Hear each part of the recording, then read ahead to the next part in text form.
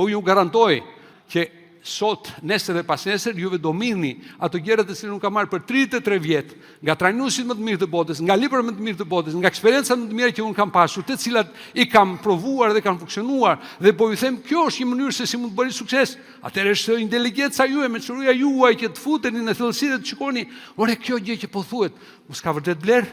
Këtë energji pozitive ne do ta çojmë edhe në familje, edhe në shoqëri, edhe në miksin tonë, po edhe te vetja jonë. Gjitha këto gjëra të bukura që do mësojmë ne për 3 ditë, gjitha ato mundësitë do të ndërtojmë, sepse dikush më thotë, shiko, a mund ta aftësoj unë shitjen? A mund të bëhem unë një shitës më i mirë? A mund të bëhem unë një negociator më i mirë? A mund të bëhem unë një ndikues, një lider më i mirë, një menaxher më i mirë? Përgjigjja është po. Por ajo varet prapë nga vetja jote.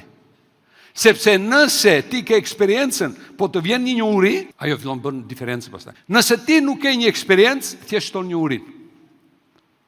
Por edhe njohurinë të shtosh, ti nuk e di asnjëherë se ku mund ta përdorësh këtë njohuri. Atëherë, nëse unë do të bëja një pyetje, sa ide na duhen neve për të bërë ndryshim në jetën tonë? Vetëm një ide. Një ide e zbatuar mirë. Një ide e implementuar mirë. Ajo do bëj diferencën në jetën tonë. Nëse unë do ju thosha juve, hikni një gabim që keni bërë para 10 vjetësh, para 5 vjetësh, a do ishte më i mirë rezultati i jetës tuaj, i biznesit tuaj? Sigurisht që po. Atëherë nëse do të tërhiqim disa nga gabimet tona, rezultatet tona do ishin krejt ndryshme. Po apo jo? Është shumë e rëndësishme që neve njohurinë ta zbatojmë. Një ide na duhet, por ide e zbatuar mirë. Por nëse neve zbatojmë diçka, atëherë kemi njohurinë, ne zbatojmë, krijojmë më një bindje, që do thotë bindja është çik më e fortë se sa thjesht njohuria, sepse bindja ka brenda eksperiencën, ka emocionin, por në të njëjtën kohë, pse na duhet neve që të bindem për disa gjëra? Bindja shtyn veprimet, veprimet e përsëritura krijojnë shprehi, zakone. Neve jemi duke ndërtuar bllokun ton të mendësisë për sukses, pavarësisht se jemi në biznes, apo jemi në një punë tjetër, apo jemi në familje. Atëre, kush është rruga e cila na çon drejt shprehive? Rruga e dijes tam, e veprimit, e përsëritjes së veprimit për të vajtur në shprehi.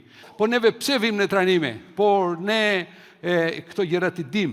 Nuk është kështu. Nuk është puna se i dim gjërat.